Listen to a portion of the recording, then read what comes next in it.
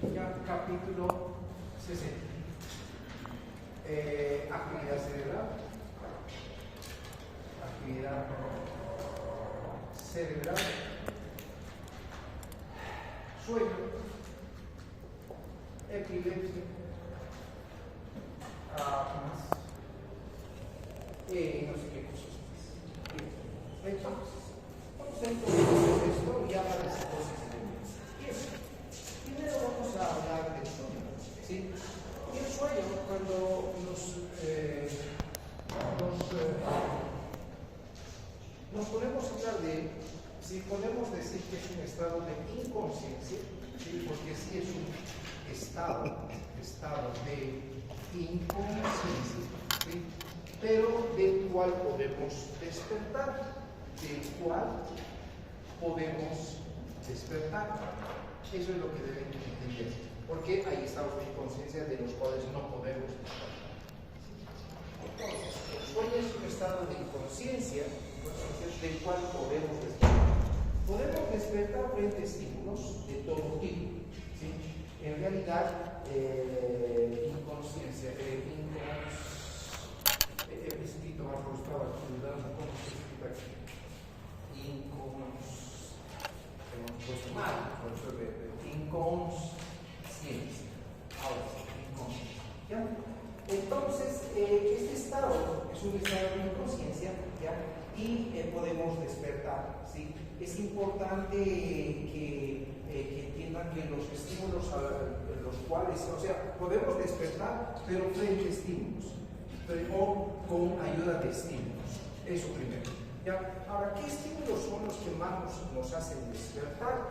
En realidad, uno de los sentidos que casi todo el tiempo está siempre despierto es el sentido del oído, ¿ya? Y nuestro oído es como decir un sentido que casi nunca se apaga, siempre está prendido, entre comillas, ¿ya? Y es muy sensible a sonidos que son agudos. Por eso que las alarmas de los celulares, incluso hasta no celulares, de los relojes, incluso estos relojitos bien pequeñitos te hacen despertar, porque los sonidos son tan agudos que estimulan el oído de manera que estimula al sistema reticular. En este caso, el sistema reticular sería el sistema reticular activador. Ya les he dicho cómo es este sistema reticular activador.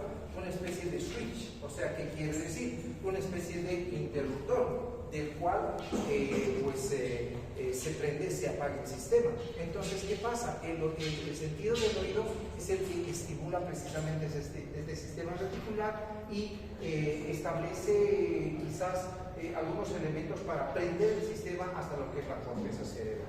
Ahora, no son los únicos estímulos que te pueden despertar, ¿ya? Pueden ser todos los estímulos sensitivos, todos. O sea, el que es más sensible es el oído, por eso que estoy explicando aquí. Pero otros estímulos pueden despertarte táctiles, sentidos que son otro tipo de sentidos. Perceptivos pueden despertarlos todos, ¿sí? Silencios táctiles, incluso olfativos, todos, ¿ya? Pero uno de los más importantes podría decir que es el oído, ¿ya? Otro elemento importante a destacar aquí en lo que es el sueño, ¿sí? En realidad, cuando empezamos a dormir, ¿sí? Primero lo que tenemos es estados de sueño. Y los estados de sueño son primero la ensoñación. Sé que no está en tu libro, ensoñación, ¿ya? No está en tu libro, pero está en otros libros. Y de la ensoñación recién pasamos quizás a los estados del REM, ¿ya? Y después del no REM. ¿Estamos? Entonces, lógico, no está en tu libro lo que es ensoñación, que ahorita les voy a explicar cómo es, ¿sí? Entonces, el estado de ensoñación, ¿ya? Bueno, es un estado en realidad cuando estamos empezando a dormir. No sé si alguna vez ustedes están entre despiertos, medio atentos, viendo la película, lo que está pasando, pero después te duermes. Si caes de vuelta te duermes, si caes de vuelta, y eso es lo que es ensoñación. Estos estados de ensoñación son muy peculiares en muchas personas, porque a veces podemos la realidad con lo que es tu sueño. Hay a veces confusión. Ese es el estado de ensoñación donde hay una confusión con lo que es realidad o con lo que es sueño. Ese es el pequeño gran detalle. Entonces a veces creemos que hemos visto, no sé, pueden ver desde mariposas pasando por duendes o brujas, lo que sea, ¿sí? Y ese es ese estado donde a veces tenemos algunos la capacidad, nunca hacerlo, no es una capacidad, sino podemos confundir realidad con lo que es el sueño. Y a veces como que sí he visto, he logrado ver esto, entonces lo ves como si hubiera sido real. Lógico, quizás hay algunos detalles que no voy a ir a más, ¿sí? Ojo, por si acaso hay personas que sí tienen capacidad de percibir otras energías. No, con esto no me digan que estoy hablando de cosas que son esotéricas, nada, ¿sí? Hay personas que pueden sentir otras energías, les aseguro que sí. ¿Ya? Y eso no quiere decir que estén locos, ¿sí? Hay gente que puede percibir incluso personas muertas, así como las películas, ¿ya? Entonces esas energías también, pero aquí aparte de esto, ¿ya? Ojo, ensoñación entonces es ese momento donde estás queriendo y no queriendo y tu cerebro quiere y no quiere apagarse, está ese estado de que a veces hay una confusión, a veces, no es todas las veces, cuidado que crees que todas las veces, no es a veces, ¿ya? Y a veces no, nunca pasa, ¿ya? Y de ahí entramos a los dos estados de sueño que tu libro te destaca, el REM y el no REM. ¿Qué es el REM? ¿Sí? Es la traducción es movimiento rápido de los ojos. Rapid eye movement, ¿sí? Movimiento rápido de los ojos. Entonces, movimiento rápido de los ojos. En este REM, por ejemplo, ya es donde tenemos la capacidad de soñar, ¿sí? Y recordarlo soñar en el REM, ¿sí? Entonces, en este punto, ¿qué es lo que pasa? ¿Sí? No sé si alguna vez han visto dormir una persona, entonces está moviendo sus ojos y se mueve mientras está durmiendo y hace esto y así, se mueven los ojos, ¿sí? En el REM no solo hay movimiento rápido de ojos, puede haber movimiento muscular, ¿ya? No sé si alguna vez también han visto mover o ustedes mismos han experimentado esa sensación de que, por decirles, estaban haciendo algo, o incluso los perritos tienen esto y empiezan a rascar o algo por el estilo. Ahora, no sé si alguna vez les ha tocado, igual a mí me ha tocado, creo que a todos, de que nos estamos cayendo, ¿correcto? ¿Sí? Es en este estado donde sientes eso. Es en este estado. Justo es el limbo entre lo que es el sueño y el plan, o sea, el limbo entre lo que es el sueño y el estar consciente. ¿Ya? Ese estado de soñar cayéndose es justo en ese periodo, ¿sí? Sé que el libro no destaca eso, directamente te dice el REM y el no REM. No, pues, pero hay un estado en medio que con el cual estás así cabeceando y cabeceando entre que te vence el sueño, pero estás queriendo y te vence, ese es el estado de soñación. Y ese pequeño momento que crees que ya, o sea, que no es que crees, no estás tan consciente, te duermes y como que te estás cayendo, ¿ya? Y ese es en el estado de soñación, ¿ya? Una vez que pasamos de ensoñación, ya estamos durmiendo, empieza a intercalarse en la noche, ¿sí? En lo que es el REM y el no REM, ¿sí? Un detalle importante a destacar, el sueño es importante por lo menos 6 horas mínimo de sueño para que tu cerebro descanse. Ya mínimo 6 horas para que tu cerebro descanse. Por favor, nunca se olviden de que en la noche para el estudiante de medicina se ha hecho para dormir. Hola, ¿cómo estás? Se ha hecho para dormir y en realidad la noche no es solo para el estudiante de medicina, para cualquier persona, y para ustedes quizás la noche empieza como a las 12 de la noche. Ya, sí puede ser 11 en la cama, todos dicen dormir antes de las 10, pero no vas a poder, tienes que aprovechar, tienes que estudiar desde joven, ¿sí? Pero se sugiere por lo menos 6 horas tener un mínimo de descanso, ¿ya? Porque en estas 6 horas el cerebro se va a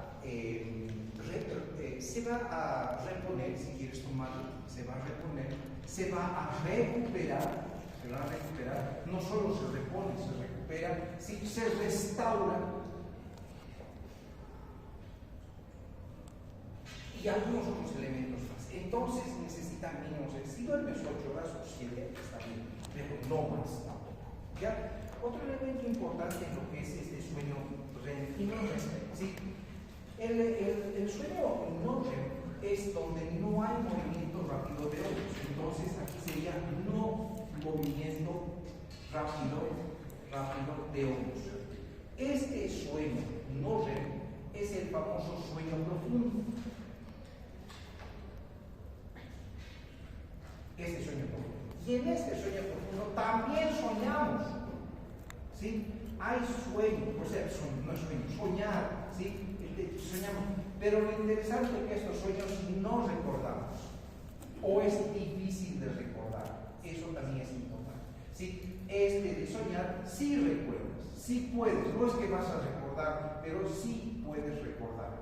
Eso es un detalle importante. Entonces, cuando recuerdas los sueños, sí puedes recordar y estamos en el REM.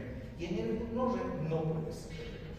¿Qué características tiene este no REM? Este no REM tiene muchas características, como te digo, es el sueño profundo y es el sueño que todos deberíamos tener por lo menos para que se restaure ese cerebro. Ahora, no todo el tiempo las 6 horas estás en REM y no REM, está intercalándose. ¿Ya? Está intercalándose, cosa de que esto es natural y es normal. Ahora, las características del no REM es interesante. Primero, porque baja la presión arterial, baja la frecuencia cardíaca. En realidad, se producen como que mecanismos donde casi todos los sistemas están funcionando al mínimo. Y eso tiene que ser. ¿Ya? Entonces, mira cómo cuando uno duerme placenteramente, ¿sí? Su presión y su corazón descansa, se alivia de la presión, ¿ya? Al mismo tiempo que la frecuencia cardíaca del trabajo que hace, que es lo más importante, los vasos sanguíneos se dilatan, ¿sí? Todos los sistemas funcionan al mínimo, pero por el bien para restaurarse, ¿ya? ¿Qué pasa con el REM? En realidad, en el REM incluso pueden producirse subidas de presión arterial, ¿sí? Puede producirse, ¿sí? En el REM, por ejemplo, puede producirse movimiento muscular, que ya les he dicho, ¿sí? En el REM puede producirse incluso que el paciente tenga taquicardia, ¿ya? Taquicardia, ahí está. Entonces, todos estos elementos son los peculiares de cada uno de estos procesos, ¿sí? Ahora, dentro de todo esto, es importante aquí que baja al mínimo todos los sistemas, que si quieres tomar lo que es sistemas, el índice metabólico incluso, que nos interesa. No es bueno que todo el tiempo nuestro índice metabólico esté alto. ¿Ya? Ahora, ¿qué pasa con el sueño REM? También, ¿sí? Son episodios, ¿sí? Y más o menos el REM, según nuestro libro, corresponde al 25% de un sueño normal. No sé si todos duermen normalmente, ¿ya? Segundo, ¿ya? Más o menos dura de 5 a 30 minutos. El REM, de 5 a 30 minutos, lo que puede durar un sueño, ¿sí? Y se intercala cada 90 minutos entre REM y no REM. Eso generalmente se pregunta en los exámenes. Entonces, ¿cuánto dura un sueño? A veces crees que digamos, ves tu reloj, son 5 de la mañana, está oscuro, dices, tengo hasta las 7 para dormir un poco, ¿sí? Ves, y 5 de la mañana y puedes cerrar tus ojos, pero lo que has cerrado los ojos, porque lo que es tu noche, estás predispuesto a dormir, como que te sueñas como si hubiera pasado toda una historia, y ves tu reloj y a veces 5 y 10, ¿no? Y es toda una historia que ha pasado, ¿no? Eso pasa. ¿Sí? O si no, puede que 5 de la mañana has visto tu reloj y te despiertas como a las 7 y es como si las 2 horas hubiera durado todo el sueño, ¿no? Entonces es así. Entonces estos son los elementos que deben conocer, ¿sí? El sueño en realidad es muy importante, ¿ya? Es, como les digo, incluso hay ondas electroencefalográficas, ¿sí? Que pueden ser caracterizados por la vigilia. O sea, ¿qué quiere decir? Aquí se pueden sacar electroencefalogramas y puede parecer que el paciente esté en vigilia, o sea, despierto. ¿Ya? ¿Por qué? Porque los sueños son vívidos, esa es la verdad. ¿Ya? Y es interesante porque les quiero comentar, casi todos nosotros, los humanos en especial, ¿ya? Y al principio de nuestras vidas, cuando somos niños, tenemos que soñar. ¿Por qué? qué tenemos que soñar? ¿Qué creen? ¿Cuál es la necesidad del sueño aparte de reparar tu cerebro y todas esas cosas? Y es necesario a veces soñar todo el tiempo, ¿ya? Cuando somos niños, ¿sí? El sueño es importante para aprender, ¿sí? Cuando soñamos aprendemos. ¿Qué pasa con los animales? ¿Los animales soñarán? Pregunta. ¿Sí? Se ha demostrado de que sí. No me digan que no, nunca han visto a un perrito a veces querer rascar, ¿sí? Y no hay nada y está rascando, ¿sí? Entonces, lógico, es de acuerdo a su grado de conciencia. No es como el nuestro, de nosotros es muy diferente y del perrito es diferente, pero ya saben que tienen conciencia. Pero el sueño en el niño, por ejemplo, desde que nacemos, es importante para el aprendizaje, muy importante. Entonces, ¿qué pasa? En el día captamos todo lo que podemos cuando somos niños, ¿sí? Captamos lo que se mueve, lo que hacen las personas y todo. Y en la noche, ya, el cerebro recapitula todo eso, ¿sí? E incluso captamos lo que estamos aprendiendo a caminar, estamos empezando a leer, a escribir y todo, y en la noche tu cerebro recapitula. ¿Ya? Y esas recapitulaciones que se hacen, ¿sí? Son para el aprendizaje, es como una especie de entrenamiento subconsciente. Ya, eso por favor tienen que saber. ¿Qué otro elemento es importante en el sueño? En el sueño es importante para lo que es incluso la capacidad de poder concentrarte. Por ejemplo, los que no duermen y todo, no tienen capacidad de concentración, no tienen, ¿sí? Especialmente en el día, no tienen capacidad de quizás incluso aprender otras cosas. Entonces, el sueño es importante y por favor es en el niño, en el aprendizaje. No solo es en el niño, nosotros también, ¿sí? Nosotros también. Bien, entonces eso. ¿Qué más tengo que decirles? ¿Sí? En el sueño, como dice, en este REM, por ejemplo, a este sueño REM también tiene otro nombre, se le llama sueño paradójico. ¿Por qué? Porque paradójicamente estás contrayéndote algunos músculos, paradójicamente tienes taquicardia, paradójicamente puedes subir la presión, etcétera, etcétera, etcétera. ¿Sí? Entonces, así. Ahora, ¿qué más tengo que decirles? ¿Sí? Cuando hablamos de sueño, ya les he dicho, pues les había comentado que hay un sistema reticular activador, ¿se acuerdan? Es como el switch que prende el foco para que se prenda. Pero todo esto está conectado también al tronco encefálico, ¿sí? Y todo esto está conectado hacia la corteza cerebral. Entonces, cuando por alguna razón, no te podría decir qué, pero puede ser la luz, elementos que entran por el quiasmo óptico, el sonido, elementos que entran por el oído, ¿sí? O si no, hormonas, por ejemplo, las hormonas como es el cortisol, que tiene un ritmo de control circadiano, o si no, la melatonina, todas ellas, ¿sí? O si no, la serotonina, ¿sí? Todas ellas van a tener un papel importante en lo que es el sueño. ¿Sí? Un papel importante. Entonces, todas ellas, ¿qué van a pasar? ¿Qué van a hacer? De alguna u otra manera dice que tienen una relación neuronal, ya que algunas van a inducir al sueño, otras te despertarán del sueño y todas esas cosas. ¿Sí? Entonces, son circuitos neuronales que van a estar relacionados con eso. ¿Sí? Ahora, la serotonina, ¿sí? Tiene una función específica sobre el sueño. Por eso les he puesto aquí la serotonina. Que todo esto es pregunta de examen así casi textual. Se van a acordar, la serotonina.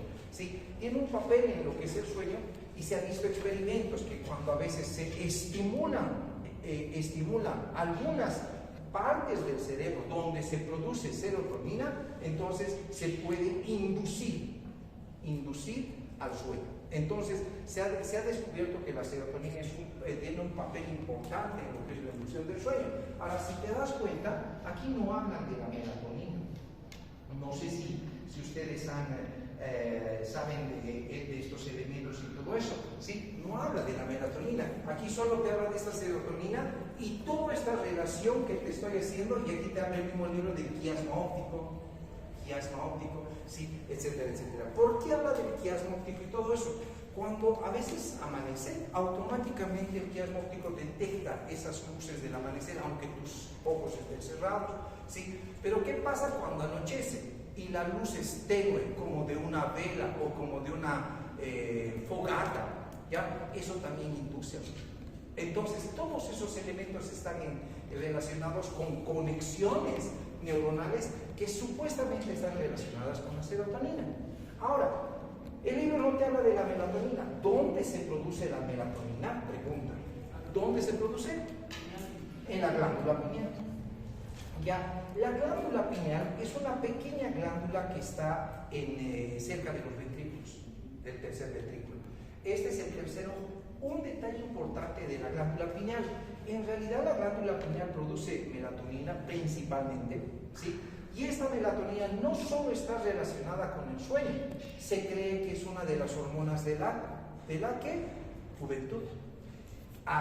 ¿Por qué se refiere esto? ¿Por qué? ¿Por qué dicen eso? Porque es un poderoso, además, antioxidante. ¿Ya? Ojo, les estoy dando un plus. Una vez nos vinieron, de hecho he tenido el privilegio de ser docente del hijo de un famoso médico de España que ha hecho experimentos con la melatonina con su propio hijo. Su hijo se había accidentado en un accidente de auto y estaba realmente en coma. Entonces el papá, famoso médico cirujano, neurocirujano si no me equivoco, sí, o neurólogo, uno de los dos, sí, claro, con toda la pena, estaba haciendo experimentos con la melatonina y todo, y él es el mejor ejemplo vivo de que la melatonina es un poderoso antioxidante y recuperó al cerebro de su hijo. ¿Sí? Lógico, él nos ha venido a contar su experiencia. El hijo ha estado como mi estudiante, así como ustedes en segundo año, ¿sí? Él ya era grande, 30 y pico años, o 39 o 37 años, de España, pero ya no importa la edad para estar estudiando. Muy buen alumno, ¿sí? Ya era biólogo, pero quería ser médico, y él nos comentó de esto de la glándula pineal y la melatonina. Lógico, la melatonina no es como ustedes creen, que se da en bajas dosis. Él nos ha comentado sus estudios, no solo en su hijo, también en otras personas. Ahora, ¿qué pasa cuando, ¿qué te he dicho? Es la hormona de quién? De la juventud. ¿Qué pasa cuando envejecemos o si no estamos sometidos a estrés, ¿ya?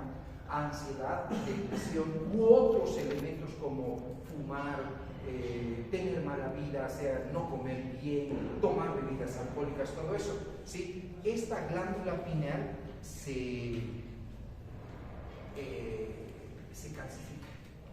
¿Ya? Con la edad la glándula pineal se calcifica.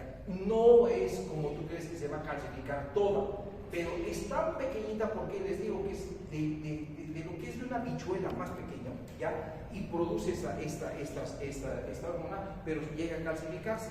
Y con la edad, al calcificarse, ya no produce melatonina. Por eso que cuando somos viejitos, o los viejitos no pueden dormir.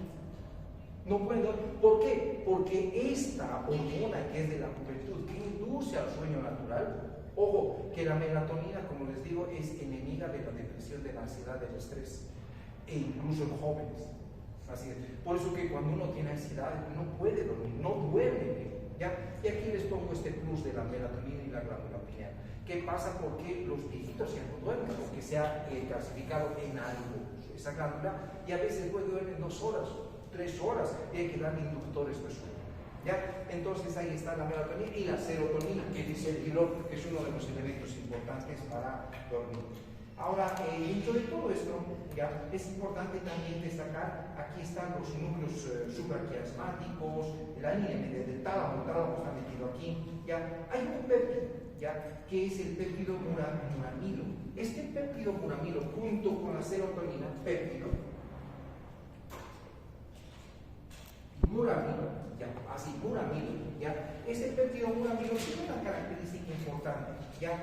Es que se va a acumular en el líquido cefalorraquídeo, en la orina, ¿ya? Y es otro de los elementos que es posible que participe en esta relación sueño-vigilia. Entonces se cree, porque nosotros tenemos una especie de reloj biológico, y ese reloj biológico es sueño-vigilia, y eso lo tienes que tomar muy en cuenta. Entonces este reloj biológico funciona como tal, como un reloj. Cuando tienes que dormir, vas a dormir de noche. Cuando tienes que estar despierto, de día vas a estar despierto. ¿Ya? Y esa relación sueño-vigilia está comandado por muchas hormonas. Ahora, no sé, como les digo, ya han debido ver los de los otros grupos y les han dado esto. Tampoco te habla el libro del cortisol. Pero el cortisol es una hormona que rige los ciclos, ¿qué? Circadianos. Entonces se cree que es la otra hormona que por los niveles que empiezan a subir a las 5 o 6 de la mañana, 6 de la mañana, 5 son los más altos, es lo que te hace despertar. Por eso necesito que entiendas esta relación sueño-vigilia. O es el reloj biológico sueño-vigilia, que hay muchas hormonas metidas, no solo es un sistema neuronal o algo por el estilo. ¿Ya? Ahora, hay un elemento que destaca el libro también, dice los agonistas colinérgicos. ¿Qué sería un agonista colinérgico?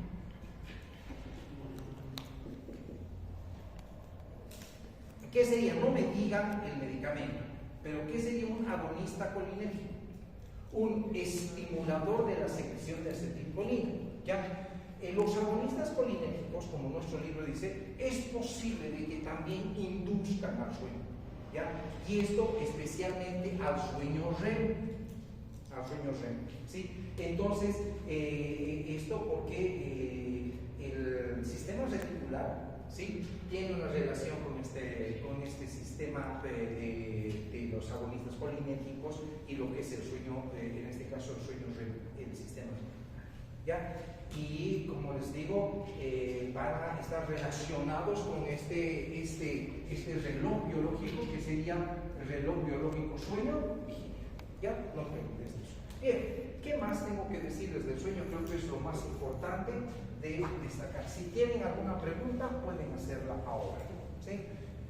Así es. Antes de seguir, el mismo libro dice, no está bien estudiado lo que es el sueño, hay algunos detalles que no conocen, pero hoy día les he dado algunos detallitos más. ¿Sí? Ahora, ustedes, por ejemplo, no pueden tomar ninguno de ustedes, salvo medicación, inductores de sueño.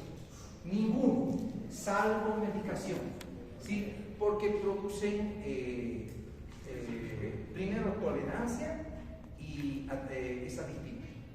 Así que eso primero. ¿Ya? Ahora, no solo eso, hay muchos otros elementos que se van a dar cuando ustedes toman somníferos o inductores de sueño.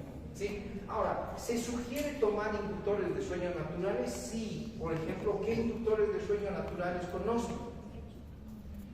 En mates, la valeriana, ¿sí?, el hilo. ¿Sí? ¿Cómo funciona? Porque uno se debe pensar, se pone a pensar cómo funciona. ¿Sí? Hay otro más, no me acuerdo, pero es un extracto de igual de una planta. Funciona estimulando estas zonas para generar serotonina, ¿ya? Y estimular la producción también de un poquito de melatonina. Entonces, tiene sustancias químicas. Y estas sustancias químicas hacen eso precisamente, estimular la secreción de sustancias de forma natural, ¿ya? Y no producen adictividad. ¿Ya? Ahora, por ejemplo, les puedo decir que a veces hay personas que pueden, por la edad, hay que darles a veces inductor de sueño, por la edad, porque llega un momento que no pueden dormir, entonces por la edad le vas a dar. El beneficio versus el daño que se le va a hacer al paciente es mejor el beneficio que el daño. ¿Ya? Hay gente que toma, por ejemplo, hay viejitos que yo les receto a veces al personal, porque toman una pequeña dosis. Y lógico, tienen que tomar, incluso es una especie de, ¿cómo les puedo decir?, de placebo, de que saben que tomando ese poquito van a dormir mejor que cuando no toman. ¿Ya? Lógico, es viejito, tiene 75, 80 años, 85 años, entonces le hace mejor beneficio que lógico. Hay que controlar, o sea, beneficio que algo malo, ¿no? Y hay que controlarlo, sí, hay que ver cómo está, cómo si no cambia no tiene algunos otros implicaciones, ¿ya?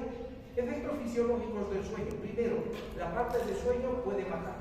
Lo primero que quiero que sepan. La falta de sueño puede matar. Sí, la falta de sueño es muy peligrosa, ¿ya? Cuando uno tiene falta de sueño, prácticamente tiene un estado de irritabilidad. No se olviden que es muy irritable la persona que no duerme por varios días. ¿Sí? O si no, también se asocia a todo lo que es un pensamiento perezoso, dice el libro. No solo es irritabilidad, sino también puede haber otros tipos de alteraciones en lo que es la capacidad de concentrarse, la capacidad de atención, ¿sí? ¿Alguna vez han visto, cómo se dice, que lo que hacen en Discovery estos tipos que van los 10 minutitos? Lo peor que no son los 10 minutos, mentira. Todo está tapado, pero ¿cómo se dice el programa? Supervivencia al desnudo. ¿Ya? El primer día son buenas gentes, todos son amigos y todo. No comen, no duermen, el tercer día son enemigos. ¿Sí o no? Y hasta actúan erráticamente, si no saben controlar. Entonces, ¿saben qué? Cuando uno no duerme, incluso puede tener algunos cuadros psicóticos.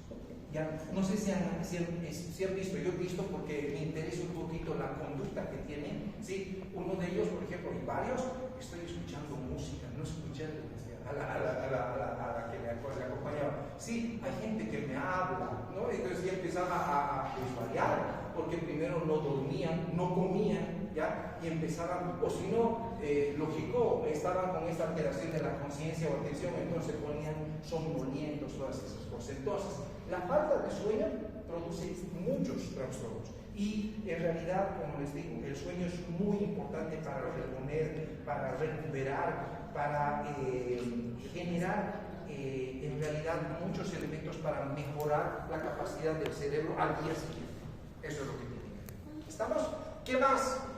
Dime. ¿Cuántos días sin dormir se puede morir? No, para morir no he dicho el días, pero la falta de sueño puede matar. No he dicho que va a matar, pero que yo sepa, ¿sí? Un paciente que ya pasa de los 3-4 días entra en estados de psicosis. Más días es peor, ¿ya? Entonces va a depender mucho, pero de que sí sé que la falta de sueño puede matar, sí puede matar, ¿ya? ¿Por qué? Porque en realidad el paciente, ¿cómo va a matar? Muchos se pueden pensar, ¿cómo? No, no es así. ¿Saben qué pasa? La falta de sueño, ¿cómo funciona? Empieza a producir arritmias, empieza a producir trastornos cardíacos, empieza a producir incluso hipertensión arterial por muchos elementos y puede producir esa hipertensión o algún accidente cerebrovascular. O sea, muchas cosas que llevan una detrás de otra. O sea, no te puedo decir qué es exactamente, pero va a empezar a producirse una falla orgánica por la falta de sueño. No te olvides qué pasa cuando estamos durmiendo. Baja la presión, se restaura tu cerebro, tus órganos, el metabolismo. Es como decir, nos damos un tiempito para qué, o sea, mejorar todo para el día siguiente. Pero ¿qué pasa si esto persiste?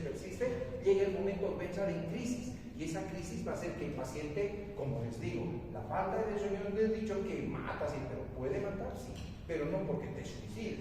Aunque tiene razón el Señor, puede pasar. Puede pasar. Eso puede pasar. ¿Ya? Entonces eso es posible. ¿Ya? Ahora, ¿qué más? Por ejemplo, cuando estamos enfermos, ¿qué es lo que pasa? Tienes más tendencia ¿qué? A dormir. ¿Sí? En las enfermedades, ¿por qué no es en todas? Por ejemplo, los pacientes que tienen cánceres terminales u otras enfermedades, en este caso incluso fiebre, no puedes dormir. En la fiebre incluso deliras. ¿Ya? El delirio está dado porque las neuronas están sufriendo, ¿ya? Y no es que precisamente un estado de sueño, sí, pero hay un delirio, ¿ya? Donde hay una alteración neuronal. Entonces, pero en las enfermedades, por ejemplo, cuando estás con gripecita, cuando estás recuperando de una cirugía, cuando estás un poquito malito, incluso por infecciones, en las enfermedades te da sueño, porque el sueño es un elemento natural reparador. Así, natural, y te ayuda a reparar a las células. No solo es tu cerebro, sino que es reparador a todas las células. Por eso que también cuando nosotros tenemos sueño, no solo es el dormir para solo la parte natural, a veces en las enfermedades que se produce esto. Ahora, ¿qué pasa en las enfermedades? No te olvides que se producen toxinas, ¿ya? Se liberan citoquinas. Hay actividad de todo tipo, citoquinas, toxinas, todos estos elementos inducen a que el paciente tenga un poco más de sueño, ¿sí? Y no tenga esas ganas precisamente de estar a veces haciendo lo que tenía que hacer. Es por eso, ¿ya? Entonces incluso es un mecanismo para ayudar a preparar. Bien, ¿qué más tengo que decirles del sueño? Creo que nada más. Si hay alguna pregunta, me dicen por favor. Ya, hay preguntas, ¿sí? En caso de que tengas anemia, ¿sería lo mismo? La anemia, ya, ahora, en la noche el anémico va a dormir como tronco, como lirón. ¿Ya? ¿Por qué? Porque es de noche y además tiene un elemento importante. ¿Sí? En las anemias, y hemos visto esto por eso, ahorita me vas a preguntar, te voy a decir. En las anemias no existe hemoglobina como debería haber, es baja. Entonces, al no haber hemoglobina en la cantidad precisa o glóbulos rojos, los niveles de oxígeno bajan a todos los tejidos. Y en este caso, en particular a la neurona. Neurona con baja de oxígeno, ¿qué pasa? Tiende a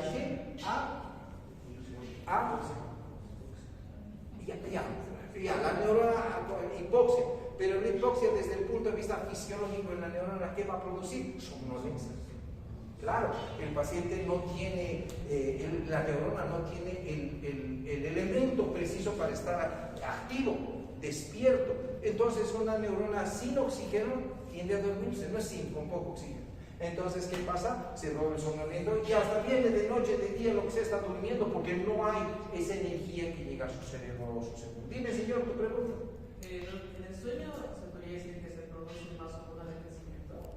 ¿O es... Sí, pero eso es más que todo en los niños. Pero en eso tienes razón. No solo es en los niños. En realidad, en el adulto, también el momento en que más hormona de crecimiento se produce es en el sueño. Ahora aquí vamos a poner, cuando soñamos, o sea, cuando dormimos, no soñamos, cuando dormimos, ya, o en el sueño, ¿sí? Sí se produce más secreción de hormona de crecimiento, ¿sí? Especialmente en los niños, y en los jóvenes, o sea, en los jóvenes, ¿no ves? Entonces eso sí, en la pubertad, porque estamos empezando a crecer. No quiere decir que es regla, pero también esto se asocia al adulto. El adulto tiene que producir hormona de crecimiento. Igual como yo, digamos, tengo que tener niveles normales de hormona de crecimiento. En realidad, la hormona de crecimiento, desde que se ha descubierto, se creía que era la hormona de la eterna juventud. ¿Sí? Pero en realidad, los que tienen menos hormona de crecimiento se les ven más envejecidos que aquellos que tienen una hormona de crecimiento normal. Así de simple. ¿Sí? Entonces, por eso que eso se ha visto.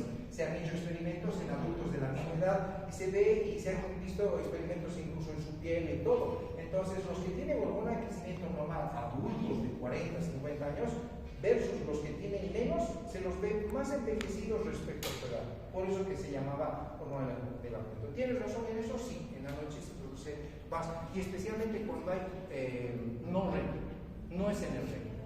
¿Qué más? ¿Y qué pasa en el sonambulismo? Ahí sí me has agarrado el punto. Ya, en realidad el sonambulismo es una alteración psiquiátrica. Ya, ojo, sí. Escúchenme bien, no, yo sé que quizás alguno puede que sea sonambulo, o tenga un hermano o alguien sonámbulo, pero en realidad el sonambulismo lo trata el psiquiatra.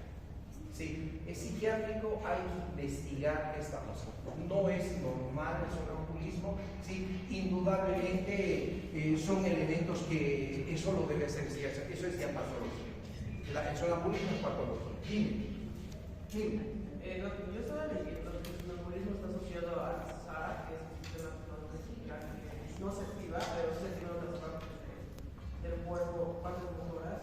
Por eso es como el cuerpo está despierto, pero medio considerado.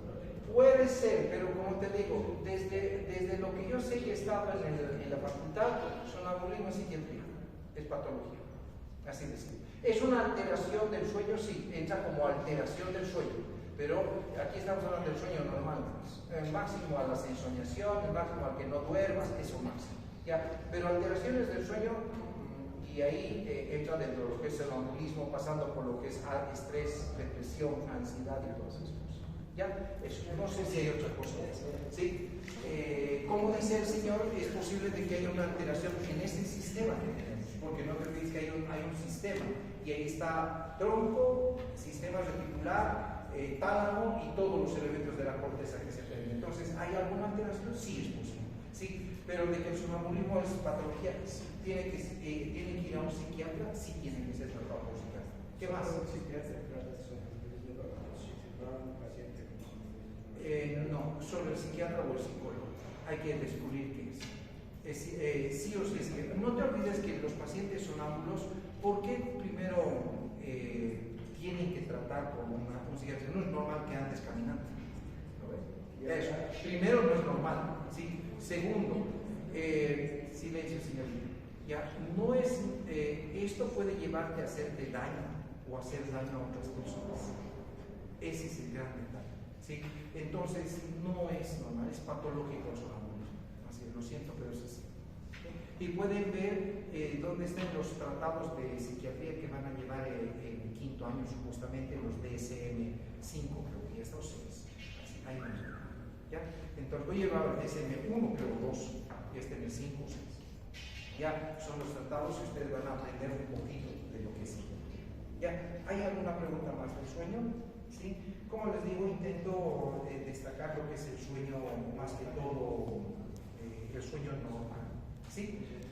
Creo que más. Dime. El hablar cuando está mal, no. Ojo, el hablar, estamos hablando de REM. ¿No? Podemos hablar en REM, podemos. Por ejemplo, es posible, por ejemplo, alguna vez si tienen hermanos y duermen con hermanos, puede ser. Escuchando a mi hermana cuando era pequeño hablar a veces, porque dormíamos juntos con mi hermana. Después a mi esposa a veces, hasta ella me dice, tú has hablado anoche, te estabas diciendo no a quién. ¿No? Y yo también, tú también estabas soñándote y y decías alguna cosa, una palabra, sí puedes.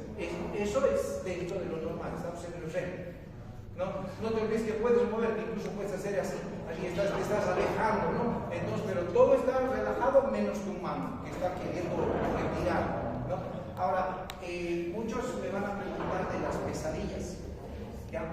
¿Dónde y en qué momento se producen las pesadillas? En realidad la pesadilla se produce justo en el momento de insomniación. ¿Qué pasa? ¿Ya? Ahora, lógico, que puede tener otros matices, sí.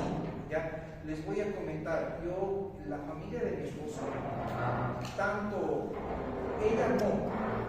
ella no, porque también ella dice, debería eso, pero su tía, que es la hermana de su mamá, su hermana y su prima, toditos ven cosas y fantasmas. Ya, toditos. Claro, al principio creen que es malo. Ahora, ¿qué pasa? Mi esposa, como conoce eso, ya sabe que es normal, no es que estés loco, ¿sí? Tiene pacientes porque ella es psicóloga. Y a veces los pacientes tienen traumas y todo. Me cuenta el paciente, no con nombres, solo desde el punto de vista científico. Y a veces me dice, esta paciente tiene esto, me dice, pero hoy he descubierto una cosa más, y que tenía miedo que ella estaba mal. Había sabido ver energías, le voy a llamar, no almas ni nada, energías. Y como ella conoce, entiende a su mamá, le había comentado a ella, y lo que voy a creyendo que le iba a decir loco o algo, ¿no? Es normal. Solo que antes te decían, no, pues no, loco, ¿cómo vas a ver que es peor? No, hay gente que puede ver esas energías y no lo vean mal, ¿sí? Lógico, mientras esté. Y hay gente que también viendo esas energías, pues cree que es algo normal y la gente lo va a tildar de loco y todas cosas, entonces se reprime, ¿me entienden? ¿Ya? Entonces no es tan cierto. Y ya he visto cierto. Entonces les cuento que sí, la tía de mi esposa tiene una capacidad bien especial de sentir estas cosas. Ahora un poquito, vamos a hablar de las pesadillas. Las pesadillas, saben que se producen justo en el momento de insomniación, pero hay insomniación, ¿sí? Pero hay detalles importantes aquí. Muchas de las pesadillas son como su nombre lo dice pesadillas, ¿sí? Y son entre lo que estás despierto y lo que estás durmiendo. No sé si les ha dado pesadilla alguna vez y no te puedes levantar y sientes que alguien te está apresando sobre ti, o no te puedes mover. ¿Lo ven? No puedes gritar, pero estás viendo tu cuarto, está ahí, pero no puede. O ves a alguien o una sombra, crees ver, ¿sí? Y eso te paraliza. Lógico, el sistema nervioso de tu cerebro es tan poderoso que puede. Lo único que les voy a decir, tu cerebro crea tu realidad. Sí, quisiera que me entiendas eso. Investiguen física cuántica. Todo lo que ustedes están viviendo es producto de su creación, de sus pensamientos, de tu cerebro. ¿Sí? Entonces, esto es interesante. Un día lo van a comprender, sé que lo van a hacer. ¿Sí? Entonces, ahí están las pesadillas. Entonces, ponle que le tengas miedo a las arañas. Ponle que le tengas miedo a muchas cosas. Hablar de los sueños es muy peculiar. Ahora, muchos pueden predecir con los sueños. Sí, bueno, pero otros no. Pero alguna vez, no sé si te ha pasado alguna vez, me he soñado que algo grave, así algo fatal, ¿ya? Pero que se ha muerto un familiar tuyo. Pero ¿qué ha pasado 2 días antes? ¿Has visto un accidente de casa? ¿No ves? Se guarda eso en tu cerebro. ¿Y qué te he dicho con el cerebro? Recupera eso en el sueño y rememora en tu sueño. Entonces, ¿qué cambia del personaje? Al personaje que tú estás pensando que qué pasaría si mi papá se muere, si mi mamá se muere, si mi, ¿no? Entonces él agarra y te lo pone en contexto. Esa es la otra forma de ver los sueños. ¿Sí? Ojo, no crean que a veces todos los sueños sí pueden ser predictivos en algunas personas. Bueno, como he dicho, estamos hablando desde el punto de vista amplio, para que vean desde todos los puntos de vista. ¿Ya? El sueño es interesante, tienen que ustedes tomar con pinzas, ¿sí? Nada más, si tienen algo más del sueño me preguntan, ¿ya? En lo que pueda ayudarles a destacar o guiarlos puede ser.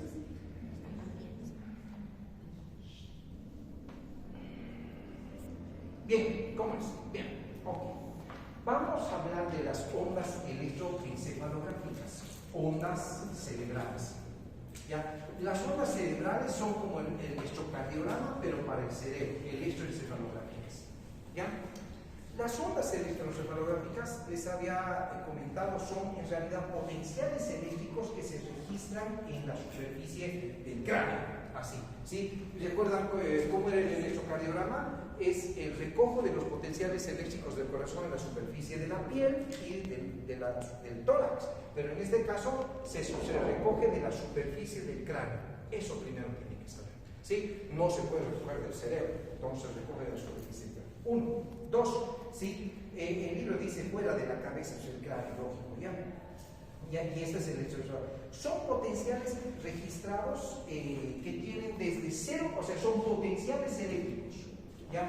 Que tienen desde 0 hasta 200 microvoltios. ¿Ya? Son creo que estoy correcto, sí, microvoltios. ¿Ya? Esa es la amplitud de sus voltajes, ¿sí? ¿Y se acuerdan cuántas ondas, más o menos, no has dicho ustedes, ya, pero les necesito decir esto, ¿ya? Un cerebro normal, tu libro te dice, genera hasta 50 ondas o más por segundo. ¿Ya? En realidad, lo máximo que un cerebro puede generar normal, hasta unos 80 ondas por segundo. O sea, esas ondas que se ven en esas rayas. ¿Ya? Cuando las ondas exceden los 500 o 400, ya estoy hablando de convulsión o un estado epiléptico. Después esto, grábense, esto es lo normal. Entonces, cuando hablen de epilepsia y convulsión, que vamos a hablar hoy un poquito, quiere decir que estas ondas, que normalmente son 50 ondas por segundo, quizás 80, ya se multiplican y se hacen erráticas. Eso primero. ¿Ya? Entonces, las ondas cerebrales en el electroencefalograma se toman de la superficie del cráneo, son potenciales eléctricos que tienen desde 0 a 200 microvoltios de amplitud, ¿sí? Y se pueden generar, normalmente el libro dice 50 ondas por segundo, o sea, esas raíces, 50, ¿ya? O si no, quizás hasta 80, esto te doy del dato de los libros de fisiopatología, ¿ya? Ahora, ¿qué dice? Cuando las ondas son más, ¿ya? O si no, son erráticas y normales, pues ya vamos a ver que hay otras alteraciones, ¿ya? Hasta ahí es lo primero que tienes que saber. ¿Cuántos tipos de ondas electroencefalográficas hay? ¿Ya? Hay las alfa, las beta, no sé cómo se escribe teta, pero creo que es así, y las delta. ¿Ya? Las teta y las delta. ¿Ya? Entonces, hay alfa, hay beta, hay teta, sí, se escribe así, pero no es redondo, entonces no tendría que ser redondo, sino tendría que ser así. Ahora sí está correcto. ¿Ya? Las teta, sí, y las delta. ¿Sí? Un detalle importante de cada una de esas, todas estas, antes de seguir, todas estas ondas que te estoy indicando, ¿sí? La característica es que deben ser rítmicas, no pueden ser arrítmicas. Igual que el corazón tiene un ritmo, eso debe ser. Imagínate que yo tenga 200 ondas, pero son arrítmicas, eso quiere decir que está fallando tu cerebro en alguna de las partes, ¿ya? O las áreas cerebrales, o sean más, entonces eso debe ser rítmico. Entonces las ondas cerebrales son alfa, beta y en este caso delta. ¿Sí? Un detalle importante a destacar, ¿sí? Cuando hablo de las ondas alfa, ¿sí? Estas ondas alfa se detectan en reposo cuando el paciente está despierto. Reposo y despierto. Esto sí se pregunta. Así. Entonces, cuando reposo y despierto, las ondas estas, ¿sí? Son rítmicas, nuevamente, eso es lo que les digo. ¿Ya? Ahora, está en reposo y despierto, pero hay un detalle, los ojos están cerrados. Ojos cerrados. Despierto con ojos cerrados. Ese es lo característico de esta parte. ¿Sí? Tienen 8 a 12 Hz. 8 a 12 Hz de frecuencia. ¿Ya? La frecuencia es, si quieres tomarlo, le ponemos 8 a 12 ondas, porque les he dicho hasta 50 es lo normal, ¿ya? Para que entiendas más o menos. Entonces tiene como 8 a 12 Hz de frecuencia, lógico, lo ponemos así, ¿ya? Más o menos así. 8 a 12 Hz. Y el voltaje que se experimenta en estas ondas es más o menos de unos 50 microvoltios. Mira, te he dicho que hay hasta 200, de unos 50 microvoltios. Eso es lo que debes saber de estas ondas. Así de resumido, ¿ya? Las ondas beta, ¿sí? Estas tienen 14 a 80 Hz. Aquí le vamos a poner 14 a 80 Hz. Ahí está, 14 a 80 Hz. Que estas son las beta. Es importante tomar en cuenta que tiene 50 también microvoltios aproximadamente. No es nada matemático, lo que creo, pero no sé, ¿ya? Estas se producen en realidad, ¿sí? Cuando el paciente está despierto y con los ojos abiertos, o cuando abre los ojos, dice él. Esto es lo que quiere saber, nada más. Despierto, ojos abiertos. Entonces, abren los ojos y se generan ondas beta. ¿Sí? Esto te indica cómo están relacionadas las aferencias reticulares, tálamo-reticulares. Así, es un tálamo reticular. Te indica cómo está este sistema. Tálamo reticular. Listo, ahí está. Las ondas teta. Por eso te digo, ponte eso así. Las ondas teta. Estas tienen 4 a 7 Hz de frecuencia. 4 a 7 Hz de frecuencia. ¿Sí? Es importante tomar en cuenta que estas tienen quizás un poquito de menos voltaje, ¿sí? Pero lo más importante es que estas, ¿qué les puedo decir de algo importante? ¿Ya? Estas se presentan en los niños, ¿ya? Primero, ojo niños. Segundo, está relacionado con la parte parietal y temporal.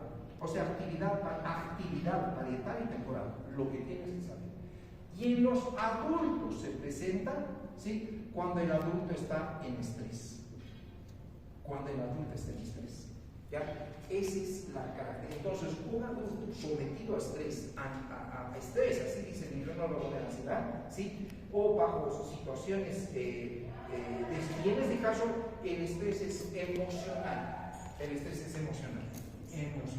¿Sí? Entonces, ¿y cuándo se detectan estas patológicamente? Cuando hay degeneración del cerebro. En enfermedades degenerativas también. ¿Ya? Mira, las ondas, en este caso, las delta, ya 3.5 Hz, 3,5 Hz, ¿sí? Estas delta. ¿Qué tengo que decirles? ¿Sí? En realidad, estas aparecen en el sueño profundo. Sueño profundo. Así de simple. ¿Ya? Por ejemplo, tenemos una pacientita de Merinol que es joven, tiene ataques convulsivos porque le ha dado cisticercosis y tiene las secuelas de la cisticercosis, y hace poco le han pedido un electroencefalograma tanto despierta como en sueño. Entonces, ¿qué pasa para preparar a la paciente? Se le dice que a las 3 de la mañana despierte y no duerme, cosa que para el estudio a las 8 o 9 de la mañana tenga sueño. Entonces se le induce al sueño y ella duerme. Entonces ese elemento hace que se detecten estas ondas. Lógico, si no detectan estas ondas hay que ver qué normalidades tiene, porque hay partes del cerebro que pueden que, aunque estés soñando, digo, estés durmiendo, perdón, ya no se detecten estas ondas. Entonces lo normal es que haya ondas delta en el sueño profundo, ¿ya? También se puede detectar estas ondas delta en los lactantes. ¿Por qué un lactante? ¿Qué me dicen? Porque su cerebro es inmaduro, exacto, los cerebros inmaduros, ¿ya? Y alteraciones cerebrales, o sea, lesiones cerebrales van a producir estas ondas. Entonces, estas ondas son anormales. Solo deben aparecer en el sueño. Solo deben aparecer en el sueño. Estas ondas son anormales, ¿ya? Solo deben aparecer en el sueño, ¿ya? ¿Qué más te pueden decir? Pues en realidad hay una liberación de la corteza respecto a las vías inferiores. O sea, aquí se cree que hay un trastorno en la corteza respecto a las zonas inferiores. Nada más. Si hay alguna pregunta aquí, me dicen de las ondas cerebrales. Bien, entonces ahí están los 4 tipos de ondas. ¿Ya? Dime. 3.5, que los voltajes en estos son un poquito menores, no te dice el libro, pero sé que son alrededor de entre 30 y 50 microvoltios, ya más o menos, son menores. ¿Ya? ¿Qué más les tengo que decir del electroencefalograma? ¿Ya? En el electroencefalograma se mide el voltaje, la frecuencia, las ondas, y se ven todos estos elementos cuando el paciente está durmiendo, está despierto, con los ojos abiertos, todo, y debe aparecer estas ondas cuando tú le dices. Por ejemplo, cierre los ojos, ¿ya? Tiene que haber ondas altas, no puede haber ondas. Abra los ojos, está despierto, tiene que haber ondas lentas, no puede haber ondas. En realidad, estas ondas no puede haber en ninguna persona de ninguno de nosotros. Estas sí, pero esta no. Para nada. Primero, a menos que estés en un estrés emocional. A menos que estés en estrés. Pero como creo que no estás, por eso estás aquí, entonces estas no deberían haber. Y estas solo deben aparecer en el sueño, porque si aparecen cuando, por ejemplo, estoy con mis ojos cerrados o estoy despierto, hay algo normal, hay una degeneración cerebral. O hay algo que está mal, la planta no está mal, está inmaduro, eso es normal que tenga, o hay alguna lesión cerebral. Estamos, entonces ya sabes cómo debes tomar esto, ¿sí? Entonces ahí están las ondas del derecho, ¿sí? Por eso se toman los derechos en sueño vigilia, así se llama, sueño. ¿Ya? Preguntas hasta ahí. Doctor, ¿eso sería motivo para darle a alguien que arrancar en el servicio militar?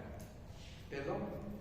Eso sería, no sé, como un dato para darle la libreta blanca a... O sea, la exención.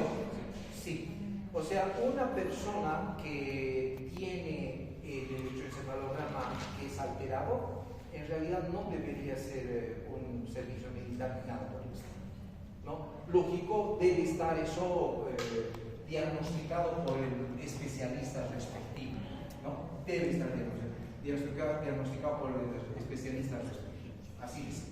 ¿Ya? Por ejemplo, antes no te permitían gente con lentes, pero estoy hablando cuando yo estaba entrando al servicio militar, me presenté, no te permitían con lentes, ¿ya? Y peor cuando eran gruesos, pero los de mí siempre han sido dos, ¿no? Entonces era impactante, ¿no?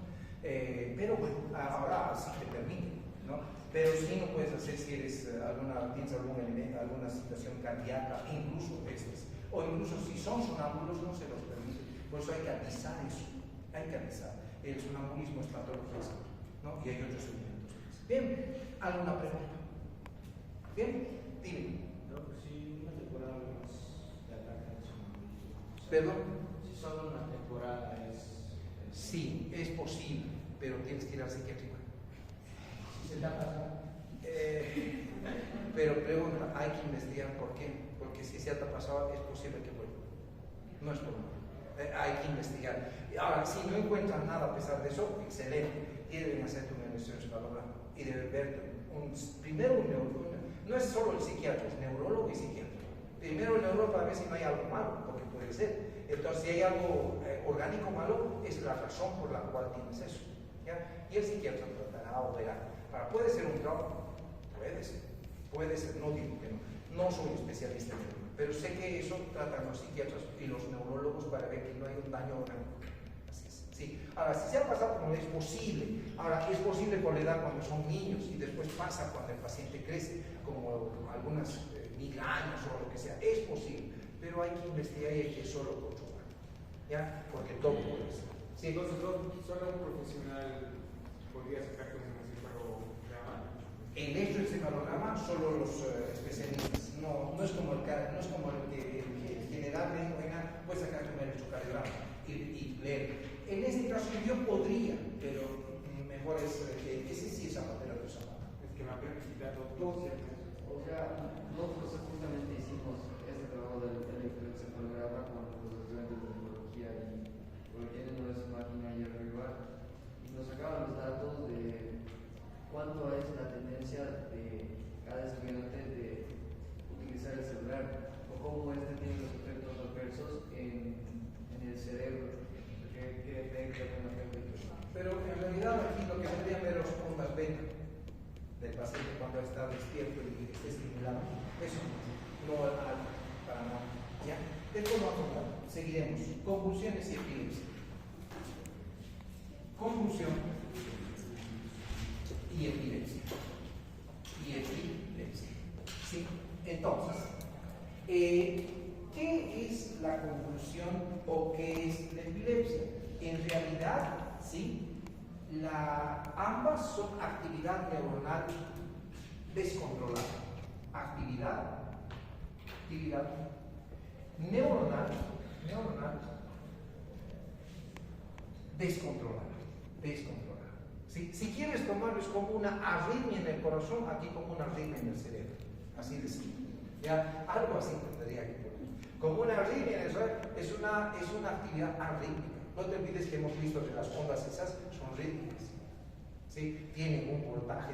En este caso, la actividad es descontrolada y en realidad esta actividad descontrolada puede iniciarse en un grupo de neuronas, o sea, y se inicia en un grupo de neuronas, ¿sí? Inicia, ¿ya? Y este puede generalizarse a todo el cerebro.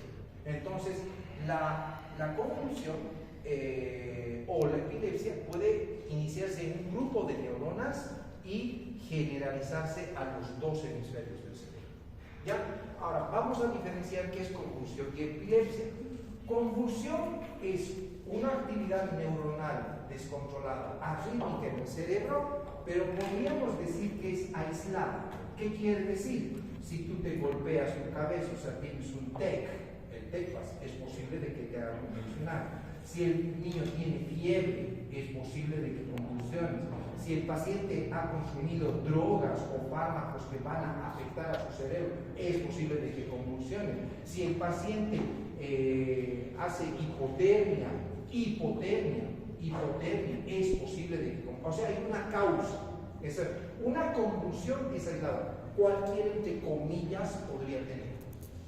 ¿Ya? O incluso aquí podríamos poner la convulsión por la cisticercosis, por la infección.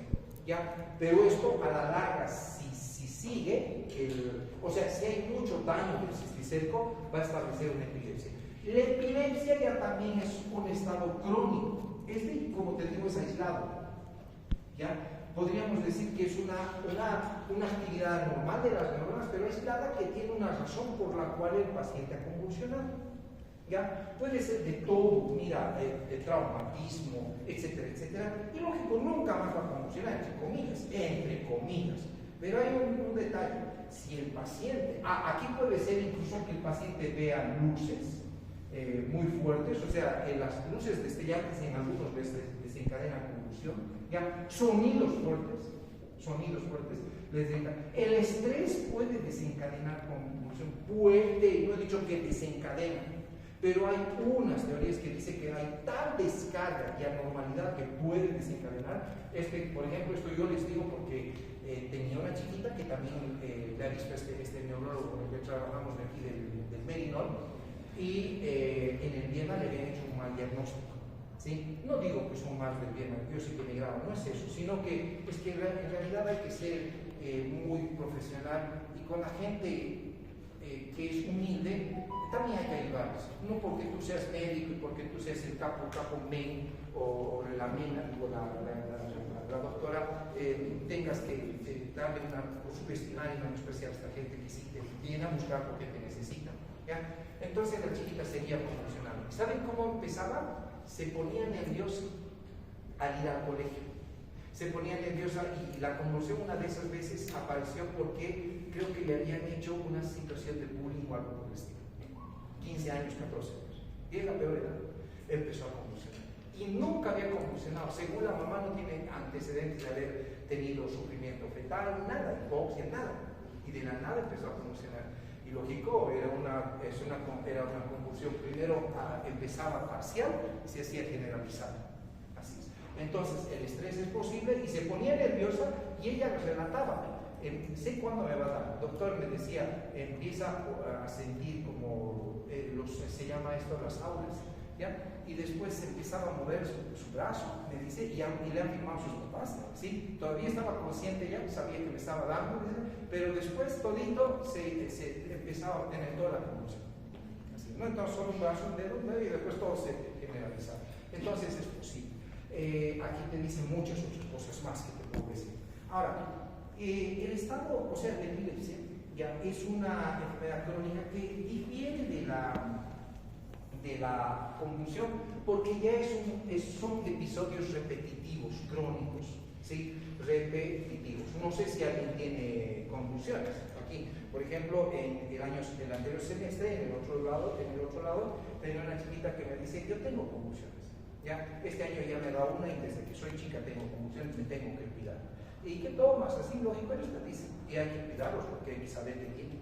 Porque pone que le dé en la clase, y que si no sabes que es convulsiva, ¿no? Entonces, que ella tiene un estado que, lógico, tiene epilepsia. La epilepsia es un estado crónico donde esta actividad se produce y se repite.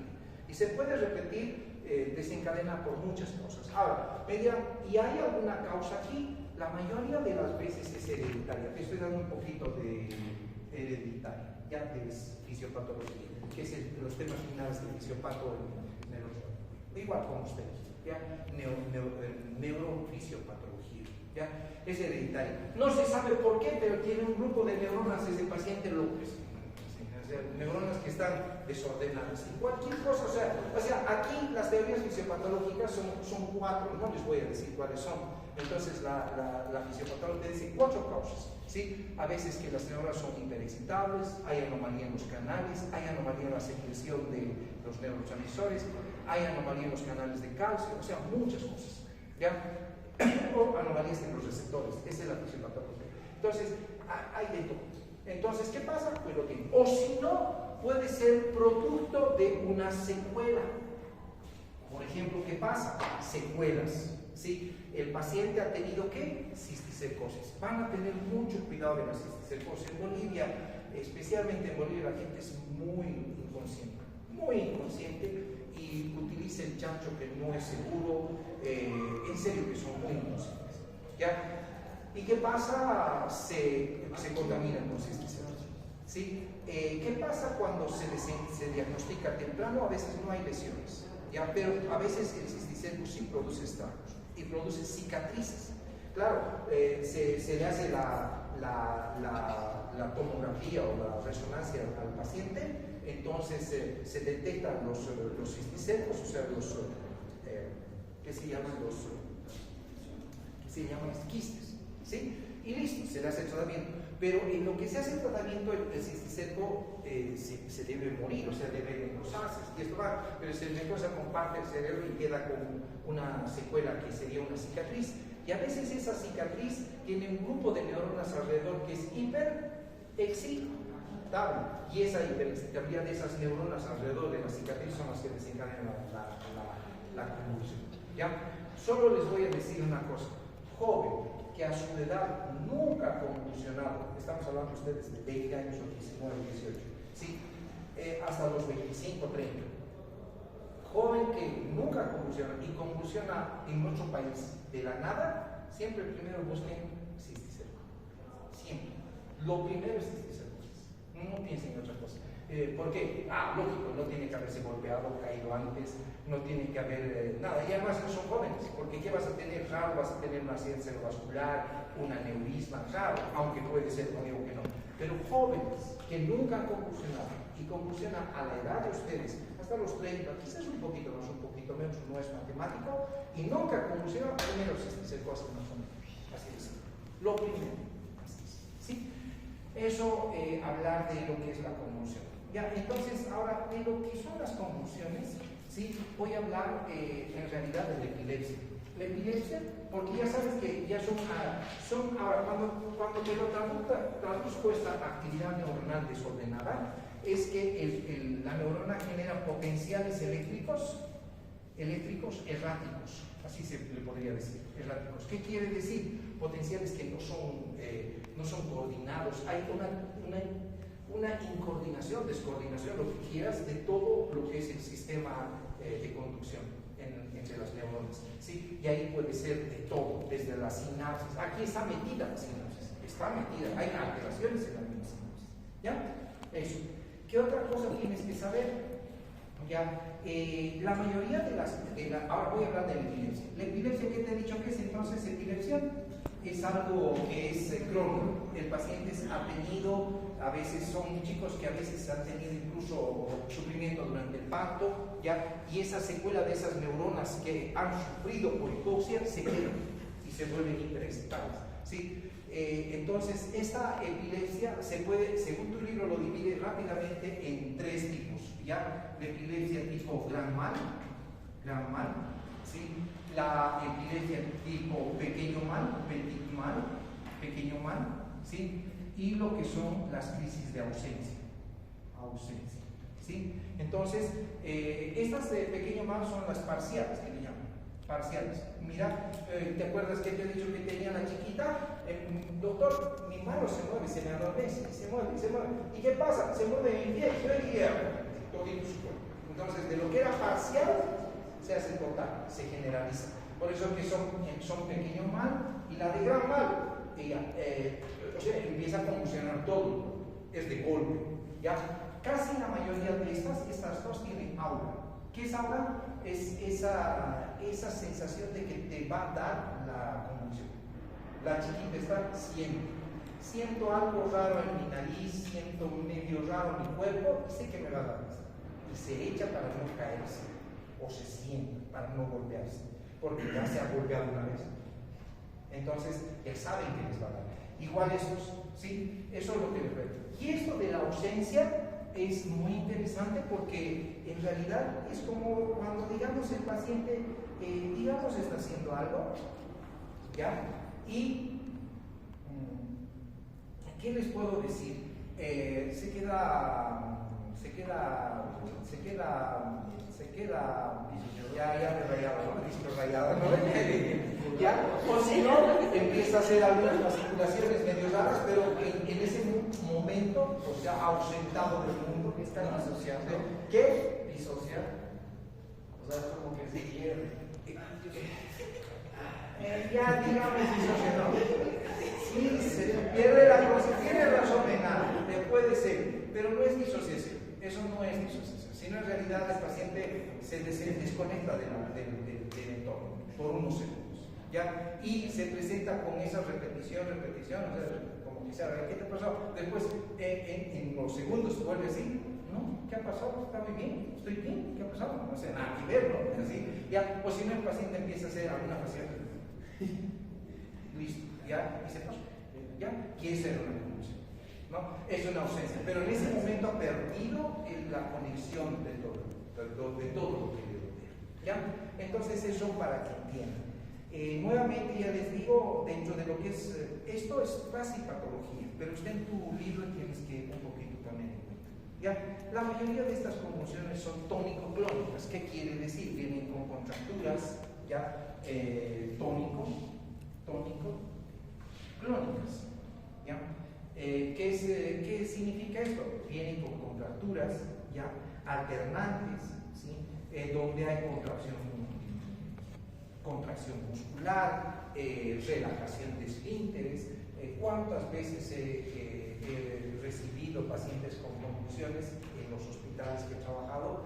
Y ahora sé que los tratamientos son diferentes, pero esas veces teníamos que poner diazepam, a veces, sí, que sí se puede poner, pero hay otros tratamientos que aquí se hacen. No les voy a dar eso porque no es obligatorio, ¿ya?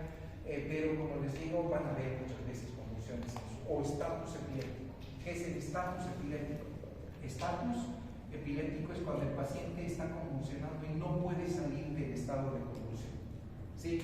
Generalmente una convulsión dura unos cuantos segundos, quizás unos minutos, ¿ya? Pero cuando el paciente, a pesar del tratamiento, sigue convulsionando 5, 10, 15, 20 minutos, ya entra en estado epiléptico. Yo les voy a decir, cada convulsión, incluso cualquiera de estas, especialmente estas, es igual a muerte de neuronas. Por eso que una convulsión es igual a muerte de neuronas. Por ejemplo, van a ver incluso convulsionar porque el paciente se intoxica a veces con alguna sustancia, alguna droga. Incluso he visto, hasta ahí no ha pasado eso, ¿ya? Entonces quiere decir muerte neuronal, cada estado de vida, ¿ya?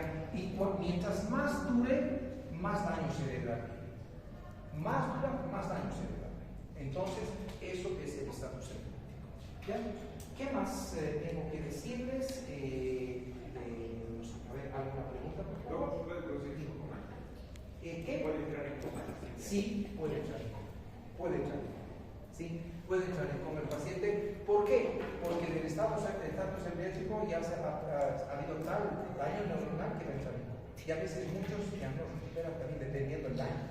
¿Sí? Puede, no he dicho que lo van a hacer. ¿Puede? Sí, la respuesta es sí. Ahora, van a ver que después de que ¿conoce alguna persona con epilepsia? Lógico que sea medio, que sería en primer grado, que sea algún familiar, o que conozcan a alguien. Dime. Tu tío. Eso es convulsión. La convulsión.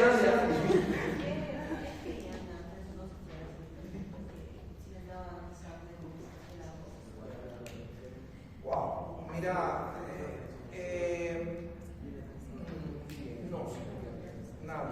no tengo idea. Quizás es como cuando alguna vez venían las gentes y venían a estar con fiebre y los campesinos, para que baje la fiebre, agarran su misma orina. Ustedes deben saber eso, ¿no? Bien. Y con tu orina agarran lo que está mojado y te ponen en tu pecho. Le va a ayudar. La orina es agua, es como que le pusieras agua, pero va a estar hirviendo, ¿verdad? No, así que eso es lo que piensan por la orina. No, es lo mío. Para eso de que eso para mí es una creencia, porque ¿qué podría tener? Es como que, no sé, no creo, pero habría que investigar. Pero no sé. ¿Ya? Eso. Segundo, después de que el paciente tiene una convulsión, sí tiene que saber, viene el estado posepiléptico. Estado posepiléptico. ¿Qué significa estado posepiléptico después de la epilepsia? ¿Ya? ¿Por qué es importante este estado? ¿Ya? En realidad ese estado es importante porque el paciente experimenta, por ejemplo, sueño, experimenta cansancio, experimenta sueño, cansancio. ¿Por qué? Porque no te olvides que ha habido tal descarga neuronal que todo el cerebro se ha activado que necesita tiempo para recuperar. Y el paciente a veces no puede recuperar fácil. Tiene que dormir 12 horas o más, y a veces cuando recupera todavía le falta dormir porque ese cerebro en el estado epiléptico se desgasta como no tiene ni idea. Por eso se llama estado posepiléptico. El paciente casi duerme todo. La mayoría de los estados de epilepsia también, especialmente tipo gran mal, hay relajación de esfínter, se orina o defeca, se orina, ¿ya? Y eso es lo que tengo que decir. ¿Por qué? Porque hay una alteración del sistema nervioso autónomo, por si acaso. Ya por eso tienen una alteración en los esfínteres. ¿Ya? ¿Qué más? En el libro te dice postura 3-4 minutos, ¿no? Y este también se llama estado postictal. Postictal. O posepiléptico, como quieres, ¿ya? Ahora, ¿qué más? Estos otros de pequeño mal duran menos tiempo, estos duran más, estos duran menos tiempo, ¿ya? Y las ausencias, como les digo, ahora hay convulsiones parciales también. O sea, ¿qué quiere decir? Paciente no pierde la conciencia, pero tiene convulsión parcial. ¿Ya? Entonces, no se generaliza, es parcial. Entonces, ausencias, y aquí le vamos a poner las convulsiones parciales. No pierde la conciencia, entre comillas, ¿sí? Pero tienes una convulsión. ¿Ya? ¿Qué más tengo que decirles? Depresión, psicosis, ansiedad, esquizofrenia y todas esas cosas y Alzheimer, ¿sí? En realidad, la depresión y la psicosis, ¿sí? Son alteraciones, sí, o sea, no hay algo que te pueda decir esto es cierto o no es cierto, ¿sí? Pero lo primero que les voy a decir, papá o mamá depresiva genera hijos depresivos, papá o mamá ansiosa genera hijos ansiosos, papá o mamá estresada genera hijos estresados, así de simple. Eso es la primera regla que les puedo decir, y no estoy basado en mi experiencia, sino está en los libros que ustedes pueden leer, ¿sí? Segundo, la depresión o la psicosis maníaco-depresiva, según tu libro, ¿ya? Se cree que en la depresión o en la psicosis maníaco-depresiva, psicosis maníaco-depresiva, o sea, los depresivos, hay una, atiendan por favor, disminución o una falta de noradrenalina, silencio por favor, ¿ya? Y se cree que es de serotonina, o si no de ambas, eso, listo, serotonina, eso es lo que se cree, ¿ya? Hay, ¿sí? Entonces, ¿qué pasa para tratar en este caso la ansiedad o la depresión? Se dan fármacos que puedan estimular a lo que sería la noradrenalina, entonces, o sea, agonistas de la noradrenalina y de la serotonina, ¿sí? Eso, ya no creo que se les pregunte más, eso es lo que dice. En esquizofrenia, por si acaso, depresión y psicosis maníaco-depresiva, generalmente esto lo trata el psicólogo.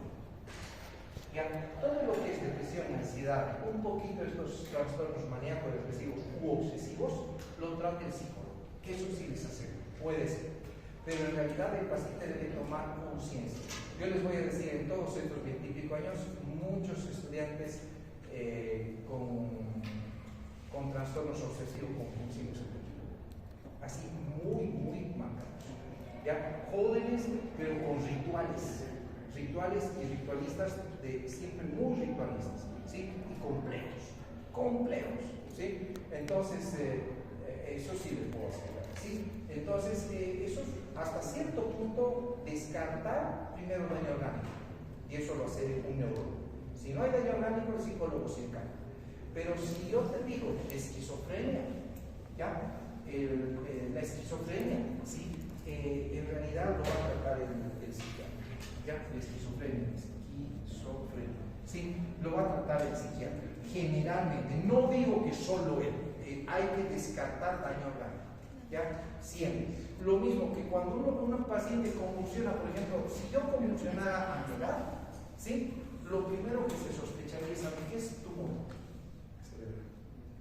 Lo primero, ¿qué te he dicho cuando es joven? Cisticerco. No es lo mismo. Aunque no hay que descartar que puede ser un tumor en el joven. Claro, no hay que descartar, porque puede ser un tumor. ¿Sí? Por eso que no es normal. ¿Ya? La esquizofrenia, como les digo, son estos eventos. ¿Qué pasa en la esquizofrenia? Pregunta. ¿Sí? ¿Qué pasa en la esquizofrenia? ¿Alguien sabe cómo es en esto de la esquizofrenia? ¿Sí? Oye cosas. Siente que lo persigue. ¿Qué más? Tiene trastornos de las emociones fuertes, ya tiene trastorno de las emociones fuertes, ¿sí? ¿Se acuerdan del sistema límbico? Tiene anormalidades del sistema límbico, ¿ya? Hay exceso de dopamina, en este caso, mira, hay exceso de dopamina, exceso de dopamina, ¿sí? Hay un trastorno que está relacionado en la esquizofrenia con lo que es la dopamina. ¿Dónde se forma? ¿Se acuerdan? En la sustancia negra, ahí es esa alteración de la sustancia negra. La esquizofrenia, pues, ¿qué más? Es un trastorno de las neuronas dopaminérgicas, así, exceso, ¿ya? Entonces, ¿qué se utiliza para esto? Algo que frene o disminuye, entonces, antagonistas dopaminérgicos, que no voy a ir a más, ¿ya? El otro, el Parkinson. ¿Qué significa Parkinson? Disminución de la dopamina, ¿ya? Y una degeneración de la sustancia negra. ¿Sustancia negra qué? Deje de generar.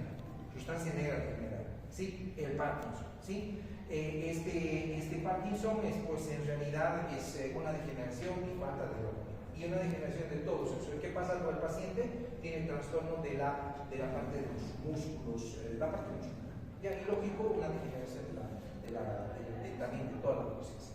Finalmente, el Alzheimer.